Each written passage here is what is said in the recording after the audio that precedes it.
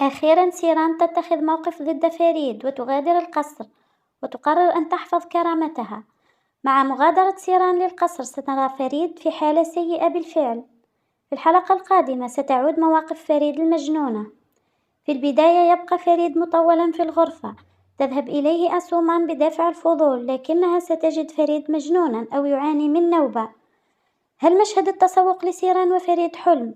من المرجح أن يكون هذا المشهد مجرد صور صنعها فريد في رأسه عندما كان في حالة نوبة خفيفة.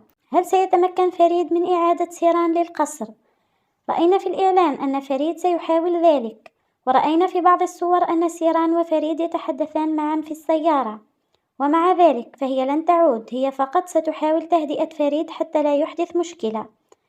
لا أظن أن سيران ستغفر لفريد بسهولة هذه المرة، لأن هذا الزواج تحول الآن إلى معركة بين كاظم وهاليس آغا. على الرغم من أن كاظم كان يبدو لنا شخصية سيئة حتى الآن، إلا أنه في بضع من الحلقات أظهر أنه شخص جيد ولا يخضع لأي شخص يسيء لسمعة بناته.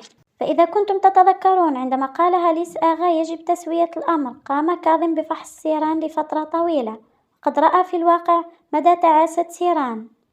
بعد هذا المشهد كسر كاظم جميع الحبال تماما وأخذ سيران. فريد يعلم بالمعاملة السيئة التي يعاملها كاظم لسيران، لذلك اعتقد أنه يستطيع فعل كل ما يريد لأنه يعلم نقطة ضعفها، وهذا هو سبب ذهابه إلى بيلين في الحلقة 14. سيران خاطرت بكل شيء حتى تعيده، حتى أنها استخدمت يوسف.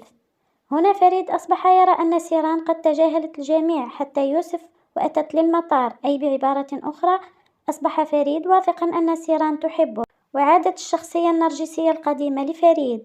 بالنسبة لهاليس آغا بدا دائما شخصا متزنا ومتفهما، إلا أننا تدريجيا نتعرف على هاليس آغا الحقيقي. عند أدنى رد فعل ضده أفرغ كل غضبه، فهو لم يوجه كلامه لكاظم فقط، ولكن قام بإهانة عائلة كاظم بأكملها.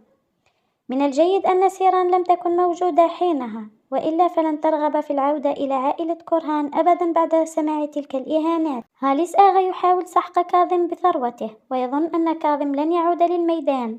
في الواقع أن كاظم بعدما باع جميع أصوله في عنتاب سيقوم في الحلقات القادمة بمنافسة عائلة كورهان من خلال القدرات الموجودة عند سيران. ماذا سيحدث بين خلدوج وهاليس آغا؟ بعد سماع ما حدث تذهب خديجة إلى القصر، وفي نقاش بينهما ستقول له: هل ستجعل ابنة أخي تعيش نفس مصيري؟